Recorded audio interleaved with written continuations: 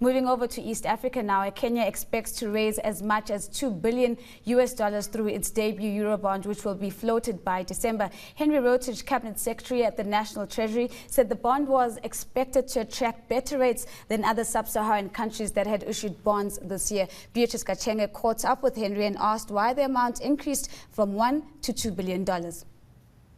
I think I mentioned, and the figure you're quoting, 2 billion, is what I've just said, is a range between 1 and 2.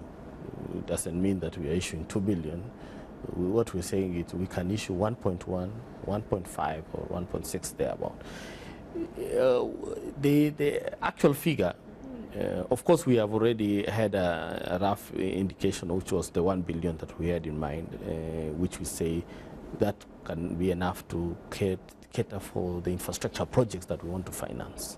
So if the rates will be good and all thing is oversubscribed, very successful, we may want to consider a slightly higher amount, and that's why we are putting a range, which to be firmed up. Obviously, before all the transaction documents are ready, we'll have set up our mind how much are we targeting. I'm glad you've mentioned the issue of rates in the international markets. Rwanda, Ghana, as well as Zambia have issued bonds before, and they have received it at less than 7%. What are you aiming for in terms of the debut Eurobond for Kenya? To really put a number now is quite difficult, but I would say in the range of what other countries have been getting now.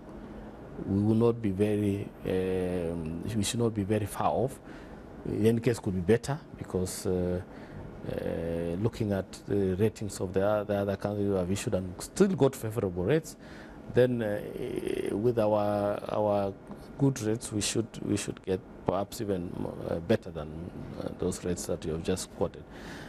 At this point, difficult to get, but we'll be looking at those rates critical when we are making a decision. So that, of course, the whole idea also is to get this sovereign bond in a very favorable price as much as possible. And the international environment now augurs well for us to do that.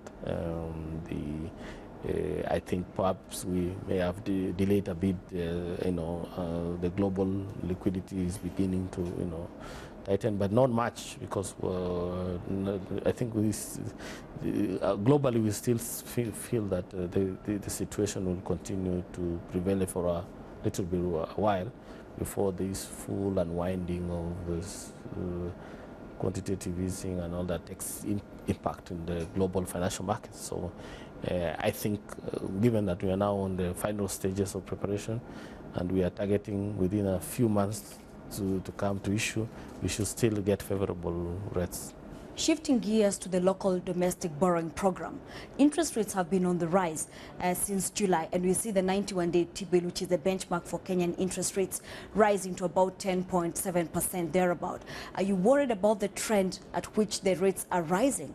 I think where they are now, to our view, it could be the right place, given that the inflation has also edged up over the recent months, and of course investors may have wanted to be compensated on that.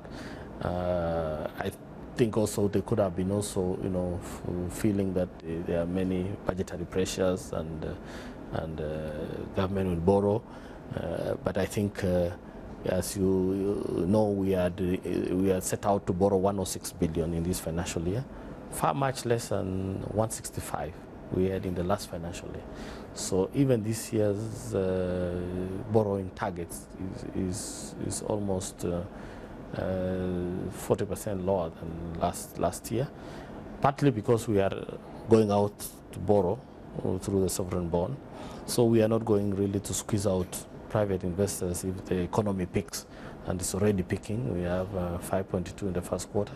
So we don't want the private sector now also to be crowded out because government is borrowing. That's why we are really going to the international capital markets also to take advantage of the favorable rates and still fund our development programs without putting undue pressure on the domestic interest rates.